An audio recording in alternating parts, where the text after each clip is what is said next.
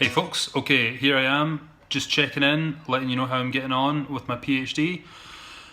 It's been a few months since I did my last video, and my whole conception of time has kind of gone all upside down. It feels as if it's been both like 10 years since my last video, and it also feels as if it's been no time at all. I don't know what's going on, but let me tell you what's been going on in my project.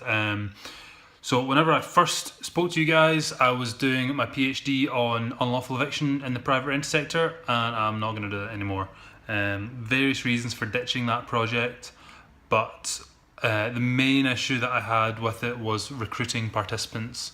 Unfortunately, trying to get people who have been unlawfully evicted, trying to figure out even who they are. I think a lot of people who have been unlawfully evicted probably don't even know that they've been unlawfully evicted, and those who do know they've been unlawfully evicted often don't seek help. And when they do seek help, often it's quite hard to talk to the people who they've sought help from. So trying to get access to the people who have experienced illegal eviction, very difficult. I think I tried lots of ways to get access, and it wasn't going to work out. So I've come up with a new project. My new project is on amateurism and professionalism within the private rent sector. So what do I mean by that? Well, there's lots of different ways of categorising landlords. Common ways of doing it are thinking about them on the basis of the number of dwellings that they own, and thinking about them on the basis of whether they're incorporated or whether they operate as individuals. You can think about them on the basis of, are they sideline landlords? So maybe they only spend a minority of their time managing their private rent sector assets, and they only get a minority of their income. Only a minority of their income comes from their private rent sector portfolio.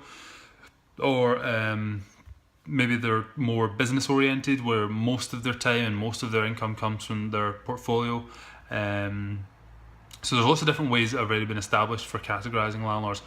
I want to look at this new kind of distinction which has been drawn within both policy academic papers and within government papers, and that is on the basis of professional landlords and amateur landlords. So government, for example, Scottish Government and UK Government for many, many years have talked about this idea that the vast majority of landlords are professional, but they don't really explain what they mean by professional, and they also don't explain how they came to that conclusion.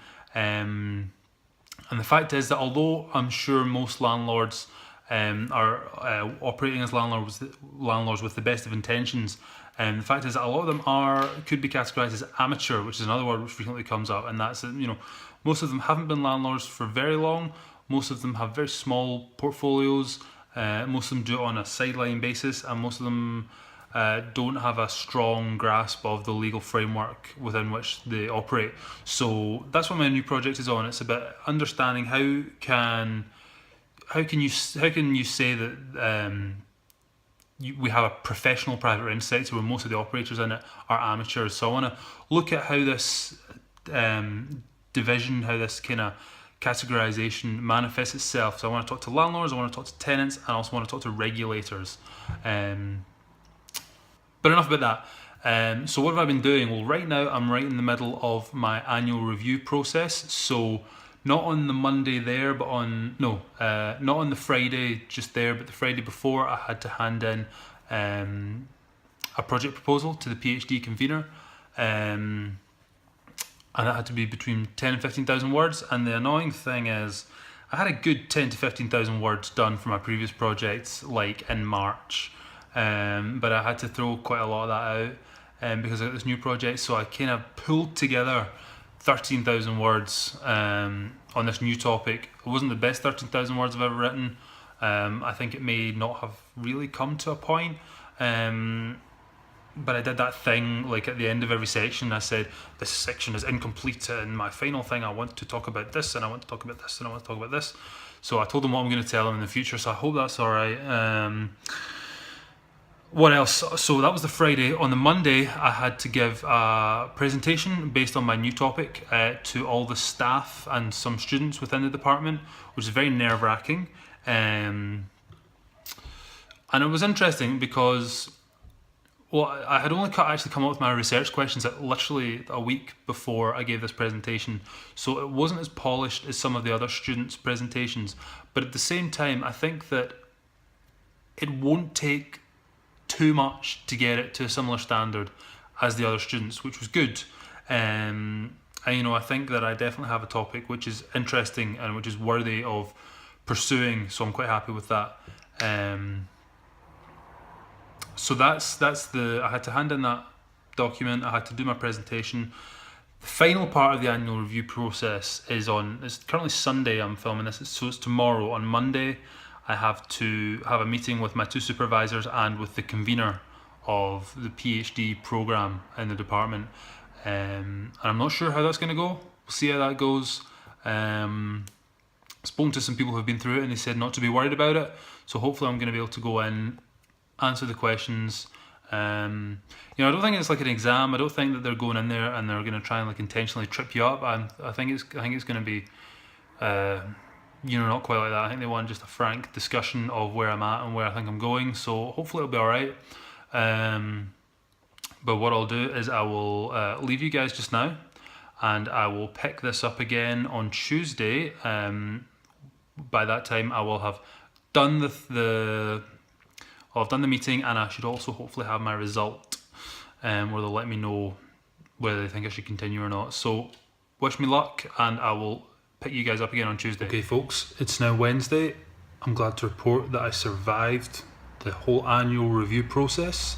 And they're not going to kick me out, which is a good first piece of news to start on, I think.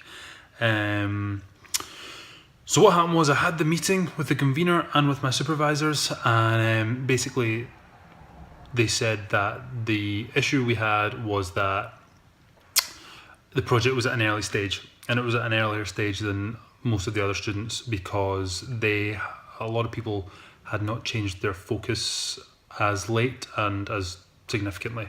So as a result of my late change in project,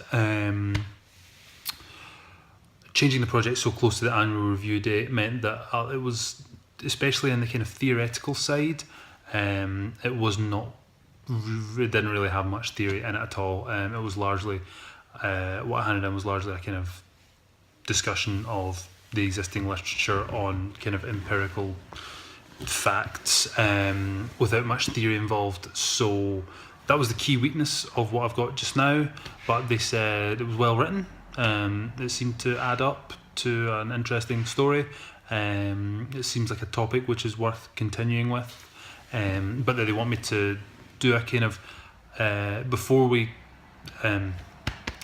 basically everyone else gets a kind of, once they go through the annual review, they get a 1 year until the next one. They want me to come back in 3 months, just so I can show them 10,000 words on the theory which I intend to use as the basis for this work, which is fine because that means that I've got 3 months to focus just on one area, and to do something which I really need to do, but which I'm not as good at theory as I'm much better at reading government papers and stuff. I'd say I've definitely been a little bit scared of theory, because I'm not as familiar with it, but I feel like I've got 3 months to focus on it, and I think it'll be good because previously, I could look at the empirical stuff, the theory, or think about methods, and theory was always the one that kind of got put on the back burner. But having 3 months to just sort out theory is good, and I'm glad I've got this little bit of extra time. So the review process itself, the actual meeting is a little bit unusual. I was expecting it to be kind of like an exam. In fact, I think I approached the whole review process wrong. And I think other people did as well. A lot of people definitely thought of it like an exam, which it wasn't. Kind of thinking about it as an exam, perhaps, especially if you're unprepared, it makes you think that maybe you should, if you don't know a question, you should just make up an answer to it, and hope that, it just gets put through and you can scrape a decent mark. But the annual review process, now that I've been through it, I know is really not like that. It's much more, I know people always say, exams are there to help you. What a load of rubbish. But I feel actually this particular process was here to help me. And it definitely did help me, especially the meeting with the convener. I was expecting it to be a real grilling on the topic, but it was much more It was more of a discussion about the project itself, kind of what I've written. She had a few questions just where I hadn't been clear about, where do I intend to do the field work and things like that, which was quite easy to answer. And then because my supervisors were there as well, we entered into a whole discussion about, well, I don't have a theoretical framework, so what do we think? What should I use? And it was extremely helpful, especially seeing these people quite frequently. It's easy to forget that they're really, really smart and they're really experienced and they know so much, which I don't know.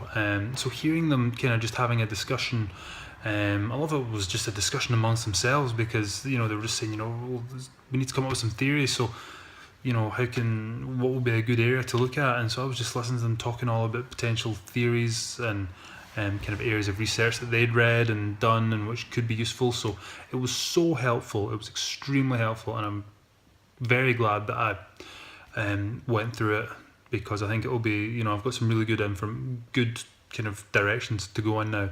So so that's where I'm at. If you've got your annual review coming up, don't worry about it because it should probably be all right.